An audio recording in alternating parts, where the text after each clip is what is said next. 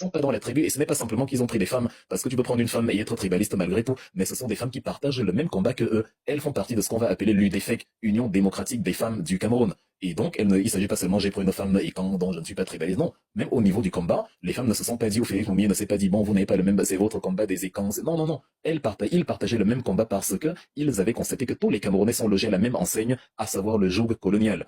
Et donc, on va interdire également l'UDFEC, l'Union des femmes démocratiques des femmes du Cameroun. On va interdire la JDC, la jeunesse du Cameroun. On va interdire toutes les réunions, tous les partis politiques qui veulent l'indépendance d'une façon ou d'une autre. Donc Félix Oumier, Wangé et toute la bande, ils vont se réfugier dans le Cameroun britannique pour vous dire que le Nozo, que Paul Biya Canard de là aujourd'hui, où il tue des gens, le Nozo a hébergé nos héros nationaux. C'est-à-dire, je dis solennellement merci aux régions du Nord. Elle ne s'appelait pas comme ça à l'époque, mais c'était quand même la zone du Southern Cameroun. Je dis énormément merci à ces gens du Nozo d'avoir hébergé nos héros nationaux pendant carrément 2 ans. C'est parce que la France a réussi à obtenir de l'Angleterre l'interdiction aussi de ces formations là-bas qu'ils ont été obligés de quitter la région et de partir un peu plus loin, en Égypte, au Soudan, en France, en Suisse, bref. C'est à ce moment-là qu'ils ont gagné, la diaspora a éloigné, mais sinon, ils ne s'étaient pas éloignés, ils étaient allés dans l'autre Cameroun, ils avaient juste traversé le Mongo. Donc, la France, voyant que c'est compliqué, parce que si on laisse faire ces gens-là qui réclament l'indépendance et qui sont d'ailleurs très intelligents, Oumniobé est très intelligent, c'est le meilleur Cameroun. En fait, moi je discute avec personne, c'est même pas un débat. Oumniobé, c'est le plus grand Camerounais qui ait existé. À côté de lui, vous avez évidemment Félix Oumier, et Ernest Wangé est le plus grand Camerounais depuis 1971. Personne ne s'assoit à la table de ces trois-là, personne. Donc, la France réalise donc la puissance de ces gens et se dit, mais on doit faire quelque chose, on doit les empêcher, vaille que vaille, de transmettre leur message. Ils réussissent donc avec certaines manipulations, certaines bifurcations, et avec l'aide de certains complices comme Théodore Maï-Matip, qui a pourtant combattu, qui est entré dans le maquis avec eux en 1955, mais qui, par un coup de baguette magique, s'est carrément allié au régime d'Aïdjo en disant que non, non, non, lui, il est désormais de l'UPC républicaine, il n'est pas avec ces gens-là qui sont dans la brousse, les subversifs qui veulent détruire la patrie, il a même qualifié que ça c'est l'UPC des Bamileke, c'est pas la bonne UPC. C'est-à-dire, voilà, quand on a tué donc Ruben Oumniobé le 13 septembre 1958, on se retrouve à 2 ans de l'indépendance. Entre-temps, Amadou Aïdjo est devenu premier ministre après André Marème Bida, à partir de février 58, et c'est lui que la France a prévu de garder là pour les 1 milliard d'années qui viennent. La France, donc, qui est plus ou moins obligée, parce qu'il y a un vent d'indépendance qui s'ouvre, d'accorder l'indépendance au Cameroun, va quand même s'arranger à garder la même mise sur la météo politique, sociale, économique du Cameroun. Donc, comment faire donc pour être tranquille? Il faut contrer ces indépendantistes-là qui nous cassent les oreilles à chaque fois. Ils vont donc mettre à contribution un certain Jean Lamberton, qui était aussi un haut commissaire militaire là-bas, qui, quelque temps après l'indépendance du Cameroun, au mois de mars, au moment de quitter le Cameroun, écrit carrément une Bible diabolique dans laquelle il précise les fondamentaux de ce que vous vivez aujourd'hui en termes de haine tribale. Il dit là-dedans, le Cameroun s'engage vers la voie de l'indépendance avec, dans sa chaussure, un caillou bien gênant. Ce caillou, c'est la présence d'une minorité ethnique, les Bamileke. C'est ce qu'il dit dans le préambule de son texte. Il les désigne, il dit, les Bamileke sont un caillou dans la chaussure. Et on est à une époque où le nègre écoute on est à une période où le nègre, dont le noir, écoute la parole française comme parole d'évangile, dont eux, vraiment, ils ne vont pas se gêner. La France a parlé, dont la France a raison. Alors, comme la France a dit que les Bamileke sont le problème, les Bamileke sont le problème. Jean Lamberton dit un tas de saletés dans son texte que vous aurez du mal à digérer. Il dit là-dedans que les Bamileke nous prennent tout. Les mêmes phrases que Elim Bilobé répète.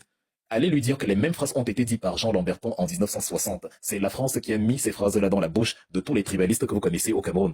Il dit, les Bamileke sont venus, les Bamileke sont présents dans toutes les sphères de la politique. Ils contrôlent l'essentiel de la politique, l'essentiel des avocats, l'essentiel des institutions, des infirmiers. Et évidemment, c'est faux. Les principaux gouvernants sont des affidés d'Amadou Aïdjo et plus tard, ce seront des gens des socles granitique de Paul Biya. Mais Jean Lamberton crée une réalité parallèle, rien que pour forcer la haine entre les Bamileke, qu'il qualifie comme les plus, enfin qu'il voit comme les plus résistants. Parce que outre le relief montagneux de la région de l'Ouest, et aussi voilà qui a permis aux Bamileke de garder une certaine authenticité au niveau des traditions et une certaine méfiance à l'égard de la colonisation, il y a le fait qu'il identifie parmi les résistants beaucoup de Bamileke qui ont la tête sur les épaules et qui disent non, on veut une indépendance réelle pour le Cameroun. Je dis bien pour le Cameroun. Il n'y a pas les Bamileke, c'est-à-dire les Bamileke, les tenants, les figures de l'UPC, que ce soit les Bamileke, les Bassa, en fait, de toutes les ethnies, les figures de l'UPC n'ont jamais revendiqué un combat ethnique. La première revendication de Ruben Oumniobé le 17 décembre 1952 à l'ONU était la réunification immédiate des deux Camerouns, avant même le reste, avant même l'indépendance. Donc non seulement il n'était pas tribaliste en termes de tribus dans le Cameroun francophone,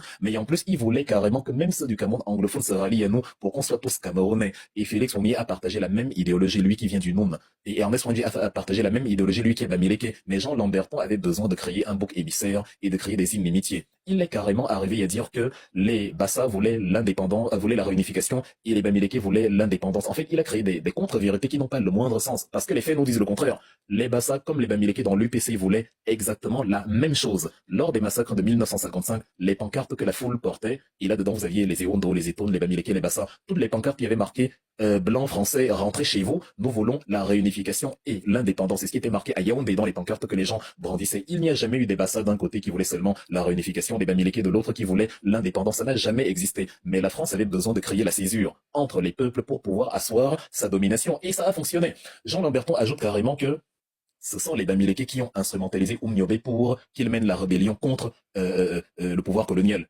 Or, c'est eux-mêmes, la France, en 1955, qui ont condamné Oumniobé en tant que chef de la rébellion.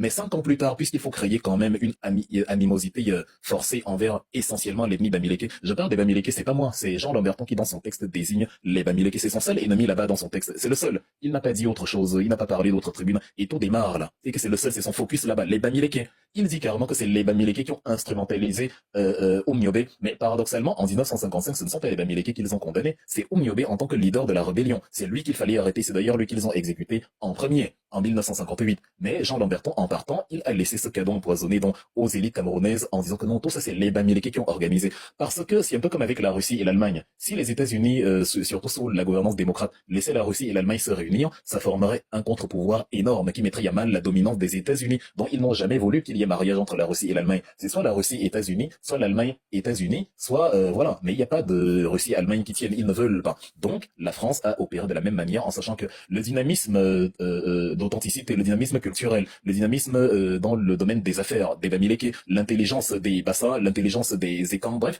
la fusion de toutes ces forces-là, ça allait créer une indépendance réelle qui allait déposséder la France de ses avoirs économiques, de ses concessions sur le territoire camerounais. Donc le meilleur moyen, vu qu'elle n'était plus là, c'était de rester là indirectement, en créant du sale, en laissant une bagarre comme entre deux coépouses pour que les Bassa et les Bamileke se crèvent le chignon après qu'elle soit partie. On est en 2025, c'est exactement ce qui se passe.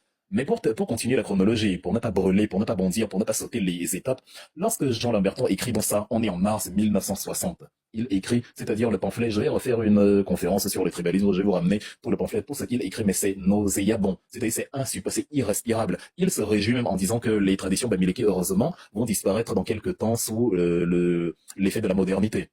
Donc en fait, indirectement, il désigne les traditions Bamileke comme l'élément qui a empêché la France d'avoir une pénétration voilà plus poussée. Et donc, comme je disais, les phrases de Elie Bilobé sont les mêmes quand il dit ils nous prennent tout, ils nous prennent tout. Bon, dans les faits, c'est pas le cas, c'est la France qui prend tout. En 1960, la France a mis le franc CFA. En 1960, la France a mis son système éducatif. Ses administrateurs coloniaux s'évalent, elle contrôle le pétrole, elle contrôle le bois, elle contrôle tout ce qu'il y a comme richesse au Cameroun. Mais elle dit que c'est les Bamileke qui ont la richesse du Cameroun. Elle dit que les Bamileke sont arrivés à Douala, ils ont transformé Douala en une sorte de village de l'Ouest et tout. En fait, comme si les Camerounais n'étaient plus chez eux au Cameroun. Je vous dis, c'est la France. Ce sont des éléments factuels. Le document de Jean Lamberton est écrit, c'est pas l'oral. Tout ça est écrit. Vous le consultez, vous retrouvez tout ce que je dis. Et c'est ce que répète Elie Bilobé tous les jours. Lui qui est de Douala, ou du moins de la région, je sais même pas d'où il vient celui-là. En tout cas, et Jean Lamberton martèle tous ces éléments. Il dit que oui, les Bamileke ici à Douala, ils arrivent, ils ont créé un mini-village, on ne se sent plus au Cameroun. Ils ont créé voilà une sorte de Cameroun dans le Cameroun, d'État dans l'État. Et en fait, les Camerounais doivent considérer les Bamileke comme des gens d'ailleurs. Ce ne sont pas des Camerounais, c'est des gens d'ailleurs. La France qui devrait se taire en se disant que les Bamileke sont des Camerounais, ils ont quitté une région du Cameroun pour une autre région du Cameroun, c'est un non d'événement, ils sont chez eux. Non, il met dans la tête des Camerounais qui sont là que, en fait, les Bamileke là viennent vous envahir. Or, c'est la France qui est venue envahir, personne ne les a invités. Vous avez vu où quelque part que les Camerounais à l'époque ont invité les Français, venez occuper nos terres, venez sur nos territoires. Ils sont venus sans invitation. Une fois que le Cameroun est créé en tant que république, ce sont encore les mêmes qui disent que d'autres Camerounais sont des étrangers au Cameroun. Et on est en mars 1960. Quelques semaines plus tard, la raison pour laquelle je précise qu'on est en mars, c'est que quelques semaines plus tard, le 25 avril 1960, il y a un massacre sans précédent au quartier Congo à Douala, dans ce que vous appelez aujourd'hui Niobel. D'ailleurs, ça s'appelle Niobel parce que les Allemands ont pris la zone où vivait le roi Bel et ont poussé les autochtones à l'intérieur du pays au point on a dû créer un nouveau quartier Bel, d'où le nom Niobel, et qui ne jouissait pas de l'avantage côtier, qui est une sorte d'enclave au milieu de plusieurs quartiers et qui ne peut pas avoir le même rayonnement comme on le voit avec la zone côtière Bonanjo et tout ça, tout ça. Donc, ce sont eux qui font du sale et ce sont eux qui maintenant accusent leurs victimes de je ne sais quoi. Et donc, en 1960, il y a une sorte de rixe entre un ressortissant Bamileke et je sais pas, quelqu'un il y a un autre Camerounais en tout cas qui ne vient pas de là. Exactement comme ce qu'on a actuellement dans la vallée d'une Thème a priori. Et une fois qu'il y a eu mort d'homme, quand je vous dis celui qui ne se souvient pas de son histoire est condamné à la revivre, une fois qu'il y a eu mort d'homme, les autochtones décident d'en découdre avec les Bamileke parce que pour eux, on leur a mis dans la tête que s'il y a un problème, ne regardez pas le coupable, regardez l'ethnie coupable. Et c'est devenu ça. Et que fait la France à ce moment-là? Elle encercle tout le secteur en se postant avec des canons, c'est-à-dire des canons. Vous avez deux choix. On a incendié le quartier des Bamileke, dont le premier choix que vous avez, c'est de mourir par le feu, puisque c'est eux qui vivaient là principalement à l'intérieur du quartier Congo. On a mis le feu avec l'aide de la France, et aux alentours, on a posté tout autour du quartier des soldats français qui tenaient justement leurs fusils braqués vers l'intérieur du quartier pour que tout Camerounais qui essaye de sortir est identifié immédiatement comme Bamileke et on le canarde. J'ai même lu un texte de Eno Meyomes qui a justement traversé ce quartier-là quelques heures seulement après le massacre et qui dit que il y a même eu les Canadair, là, les petits avions qui pulvérisent souvent le truc là pour la végétation. Ils ont carrément pris un Canadair qui pulvérisait le carburant pour que l'incendie ne s'éteigne pas. Les Français, pour brûler du Bamileke. On est en mars 1960. C'est le 25 avril, pardon, le 25 avril 1960. Le fameux massacre du quartier Congo, le 24 ou le 25 avril 1960. Et à la fin, tu as Amadou Ahidjo qui vient sur les lieux avec son ami, le terrible Jean Fauchivé, pour prendre acte de tout ce qui vient d'être produit. Donc, c'est l'administration coloniale qui organise tout ça avec sous le haut patronage de la France. Et au fur et de fil en aiguille, à mesure que les années 60 vont s'écouler, cette idée-là du Bamileke qui vient tout prendre et qu'il faut mettre de côté, qu'il faut contrôler, dont il faut se méfier, elle va se répandre et elle va se solidifier. En 1966, on a ce qu'on appelle le massacre de Tombel, c'est dans le coupé Manengouba. La même chose, la même scène.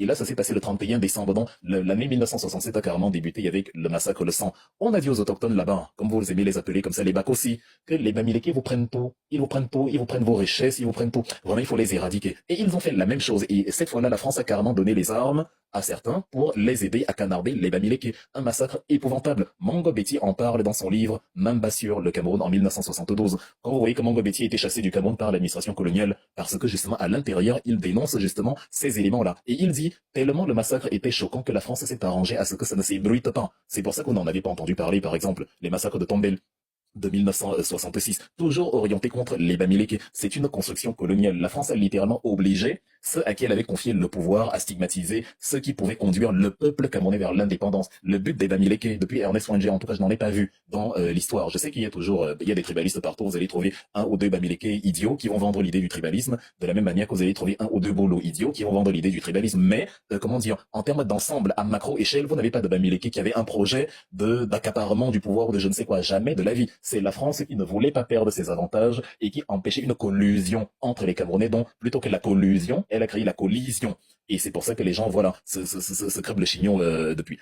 Quand Paul Biya arrive au pouvoir après la mort après l'éviction d'Amadou Ahidjo, les choses ne vont pas s'arrêter. Au contraire, il va me consolider, il va me appuyer cela. En 1987, vous avez carrément des évêques à Douala qui vont, enfin des prêtres à Douala, qui vont écrire une cinquantaine de prêtres, qui vont carrément écrire une lettre à Monsieur Karol Wojtyla, alias Jean-Paul II, qu'il y a trop de Bamileke dans le haut diocèse de Douala, on ne veut pas. Tout ça parce qu'ils étaient contre le fait que Gabriel Simo, évêque auxiliaire de Douala, soit là-bas. Donc ils ont dit à Gabriel, s'il faut rentrer chez toi à l'ouest. Ouais, on ne vit pas rien de nouveau sous le soleil en fait. Tout ce que vous vivez aujourd'hui, c'est déjà passé. Et Paul Biya n'a rien dit à ce moment-là. Pas plus que quand il y a eu au début des années 92, si on se met à tout citer, on va même pas s'en sortir. Au début des années en 92, lors des élections de 1992, qu'est-ce qui se passe? Déjà, Maurice Kamto, dans son soutien à l'UPC, pas l'UPC de Oumniobé, mais la coalition UPC, Union pour le changement, à l'intérieur de laquelle se trouvait le SDF, il est revenu sur cette histoire en disant, dans l'allocution qu'il a fait au peuple de Bafoussam, que c'est très bien. Le fait que vous aviez gardé votre identité, ça a permis justement à dire, à être résistant envers le colon et continuer d'être jaloux de votre identité et de la préserver parce que la culture est une grande richesse. C'est écrit dans les colonnes du Messager d'octobre 92 de Pius Njawé. Vous voyez qu'à chaque fois je vous donne des références. C'est pas le Congo-Ça ou les ragots de bar que je suis en train de faire. Et donc, si quelqu'un aujourd'hui parle lorsque Jean Lamberton parle de l'ethnie, de l'authenticité traditionnelle qui va disparaître, Maurice Kamto revient dessus, donc 30 ans plus tard, en 92, en disant que non, Jean Lamberton s'est trompé. Tout ce qui vous est dit, ouais, l'histoire que je vous raconte, il la connaît lui aussi. Il dit donc aux populations là-bas, lors de son meeting à Bafoussam en soutien à Nidjon Fondi, que la France et tout, ils se sont trompés, ils pensaient que vous alliez perdre cette force-là, mais vous avez bien fait de la garder, c'est ça qui vous a permis de tenir tête à la colonisation. Mais qu'est-ce qui se passe avec Paul Biya en 1992? les élections se passent de manière anticipée. Parce que comme Paul Biya ne voulait pas le multipartisme et qu'il a été imposé par François Mitterrand après le discours de la Baule, on a donc mis le multipartisme et Paul Biya s'est dit, le nouveau vent qui souffle là peut me jeter à la poubelle. Donc, qu'est-ce que je dois faire? Je dois organiser des élections de manière précipitée sans que les opposants des nouveaux partis politiques n'aient le temps de se préparer. Ça fait donc que les élections qui étaient prévues en 1993 se tiennent en octobre 92. Bon, non pas au terme du quinquennat, parce qu'à l'époque le mandat était de 5 ans, mais plutôt après 4 ans. Et donc en octobre, il organise des élections en misant sur le fait que l'UPC n'est pas préparé, les bureaux de vote ont déjà fermé, les kits n'ont pas été suffisants, les inscriptions ont été compliquées. En fait, tout ce que nous vivons avec Eric Essosé, mais John Fondi l'a dénoncé également dans les colonnes du Messager après les fameuses élections. Vous n'allez rien trouver au Cameroun qui se passe aujourd'hui qui ne s'est pas passé avant. C'est ça le phénomène dynamique. Et qu'il n'y a rien de spontané. Ce n'est que le bis répétita d'une scène qui a déjà eu lieu. On appelle ça en psychologie un déjà vu. Et donc, à la fin des élections, vu que John Fondi remporte les élections, il est premier avec près de 38% des voix. Il est premier, secondé par Bello Bouba Maïgari. Paul Biya est troisième avant cette tricherie et pendant 11 jours, John Fondi sait qu'il a gagné. Paul Biya n'a toujours pas réagi. John Fondi attend le verdict final. Il sait qu'il a gagné. Tous les sponsors, tous les journaux, tous les écrits, tous les sondages. En fait, toutes les estimations savent que John Fondi a gagné. Mais la France, évidemment, ne peut pas laisser faire. Laisser Paul Biya s'en aller, c'est laisser le meilleur élève de la France s'en aller et permettre justement l'avènement d'un nouveau Cameroun qui peut véritablement dire non aux intérêts français. Donc la France a aidé Paul Biya à organiser une répression sans merci contre les Camerounais, principalement les Bamileke, encore une fois. On va donc avoir à Konolinga, à Ebolova, à Sangmelima, des gens qui vont menacer les convoyeurs, vous voyez, les gens qui font la navette entre les villes du Sud et la région de l'Ouest. Le micro, s'il vous plaît. Les gens qui font la navette entre les villes du Sud et la région de l'Ouest et qui vont carrément venir demander aux convoyeurs la moitié de leur pitance quotidienne. Allez demander à Pius Njawé, il a énormément travaillé dessus. Et vous savez qui est Pius Njawé, c'est pas le dernier qui dame venu. Donc, on va demander aux gens qui travaillent honnêtement, qui gagnent honnêtement leur vie et qui transportent les Camerounais de A à B. Comme vous n'avez pas voté Paul Biya et que vous travaillez chez nous ici dans le Sud, toujours le Sud, vous devez nous donner la moitié de votre pitance quotidienne, sinon, on casse tout, on démolit vos voitures, et ils avaient des effigies, des t-shirts avec le RDPC dessus, le parti des flammes, là. Quand on demande à Maurice Kamto de se désolidariser, ceux-là ne se sont jamais désolidarisés. Or, ils ont commis du braquage à ciel ouvert en plein jour, utilisé un volet politique pour, se remplir les poches, jusqu'à accuser les Bamileke de n'avoir pas pleuré quand Jeanne Irene Biya est décédée, parce qu'elle était décédée quelques mois plus tôt, en août, je crois le 29 juillet. Le 29 juillet de 1992. Plus tard, on a retrouvé ses amis, les sœurs de Djom, assassinées, je crois, le 4 août 92. C'est les services de Paul Biya et ses amis de la France qui ont organisé cette histoire. Mais à aucun moment, on ne demande des comptes à Paul Biya. On se plaint que les Bamileke n'ont pas pleuré. On dit que les Bamileke ont jubilé la mort de Jeanne Irene Biya. Ça fait que tout le construit politique, toute la haine politique, c'est pour ça que vous voyez, on est intolérant envers les tribalistes parce qu'ils subissent un logiciel qu'on leur a mis artificiellement dans la tête pour les empêcher de réfléchir. Et ils répètent un même CD qui a été chanté des milliards de fois par le passé. On leur dit, voilà, vous n'avez pas pleuré la mort de Jeanne Irene Biya. Non mais, si tu as perdu quelqu'un et que je ne pleure pas, est-ce que c'est obligé de pleurer? Je peux décider de ne pas pleurer, c'est Jeanne Irene Biya. C'était pas une approche, c'était pas une, et je devais pleurer comment sur la place publique. Donc, tous les prétextes sont bons. De la même manière, et là, ça va vous effrayer, que les militants du directoire du RDPC ont organisé les saccages des boutiques tenues par les Bamileke. Je ne dis pas en 2025, je dis bien en 92. C'est-à-dire, il y avait la participation de toutes les hautes personnalités, même le maire d'Akonolinga, les députés, vous avez les grands noms du RDPC, les grands noms du socle granitique, les Meke David, Simeon Ngulu, Ngambasil, il y avait même des femmes dedans, comme la présidente de l'Union, de la sous-section RDPC d'Union Ifomo, Madame Fama Marguerite, qui a organisé, on a retrouvé des objets qu'elle a volés dans les magasins et qu'elle a mis dans sa voiture. En fait, des choses incroyables, soutenues par les militants de Paul Biya contre les Bamileke, rien que pour des histoires de politique. Je dis bien, on est en 92. Paul Biya a simplement récité la partition que la France lui a demandé de réciter contre une partie du Cameroun pour empêcher l'éclosion d'une force populaire. C'est pour ça donc en 99, quand Monseigneur André Woking veut venir officier à Yaoundé, on lui dit encore que rentre chez toi. Or, au même moment, il y a un évêque Bamileke à Bafoussam, là où était André Woking, et qui n'a aucun problème là-bas, qui est bien accueilli, qui vit littéralement comme au paradis. C'est pour ça donc en 2009, lors de la conversation entre Amadou Ali et Janet Garvey, ambassadrice américaine, vous avez Amadou Ali qui dit qu'un Bamileke ne sera jamais président. Même Charles Tébé y est né. Il est mort le 21 février, ça tombe très bien. C'est l'anniversaire de sa mort aujourd'hui, le 21 février 2014. Même Charles Ateba y est né, c'est plein du fait que, mais, au nom de quoi Amadou Ali peut dire qu'un Bamileke ne sera jamais président? C'est quoi ça? Mais Paul Biya ne s'est jamais désolidarisé de tout ça. Et vous avez donc par la suite, dans les années 2019, 2020, tout le temps la campagne, moi j'ai été au Cameroun, c'est de ça que je parle dans mon livre, que Rocky a présenté tout à l'heure. C'est-à-dire, tu es là, mais tu fais quoi dans les shows des Bamileke? Tu vas aller avec Ngela Fitu, mais c'est quoi votre problème en fait? Est-ce que mon problème c'est que comme pour les Bamileke, il y a des Bamileke Bamileke que je n'aime pas, comme Ganunjo Messi, c'est un malfrat, c'est un criminel. Il est incapable de finir une auto, il prend l'argent, il met dans les poches. Il y a d'autres Bamileke inutiles comme Yann Fenji. Il était à la Sonnelle, ça n'a rien donné. Maintenant, il est au Sénat, il ne sert à rien. Il a quand même un budget de 16 milliards et demi du contribuable camerounais. Donc, on n'a aucun problème à critiquer les gens sur leur politique misérable, quel que soit leur ennemi. De la même manière qu'on n'a aucun problème à suivre quelqu'un qui a un programme politique solide, quelle que soit son ethnie. C'est encore une fois les mêmes, guidés par le meilleur élève de la France, Paul Biya, qui nous récite toujours cette histoire d'ethnie. Tu fais quoi dans les shows des Bamileke? Quel rapport? Et j'étais là au Cameroun en 2018, même si les incultes refusent de rafraîchir leur mémoire. C'est donc là que Kamto vient dire après au Conseil constitutionnel que mais le fait que je suis dans le méga Bafoussam, que je suis Baram, enfin, est-ce que ça pose problème? Il dit, je vous tends même une perche.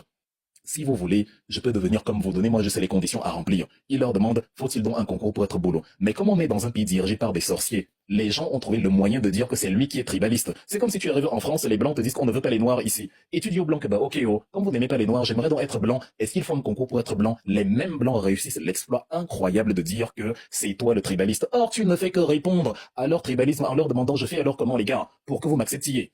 Et donc, de métastase en métastase, vous avez les éléments comme ce qu'on a eu plus tard en 2019 avec Apollinaire Oko et Sam Severin Ango qui veulent battre campagne pour le compte des législatives. On leur verse de l'eau, on leur dit ils sont des traîtres et on dit aux autres rentrez chez vous à l'ouest, allez faire ça chez vous à l'ouest sous le haut encadrement de monsieur Jacques Famandoro qui est carrément ministre de l'enseignement supérieur et qui justifie cela en disant que comme c'est le socle granitique, c'est normal, on peut chasser les Camerounais du Cameroun. Et c'est les mêmes qui vont vous demander pourquoi vous n'êtes pas allé aux élections après vous avoir empêché de battre campagne. C'est aussi les mêmes qui vous disent que vous êtes tribaliste quand vous dites faut-il donc un concours pour être boulot. Or, ce sont eux qui vous ont dit, comme tu es Bamileke, tu es persona non grata. En fait, de la pure folie. Et c'est les mêmes pour finir par le dernier exemple en date qui se déroule en ce moment même. C'est les mêmes gens qui encore sûrs de leur toute puissance parce qu'ils se considèrent non pas comme Camerounais, mais comme les frères du village de Paul Biya. C'est les mêmes encore qui organisent leurs saccages, leurs actes de vandalisme et leur tuerie au nom du socle granitique en continuant à dire aux gens, rentrez chez vous comme on le voit actuellement à Mayo.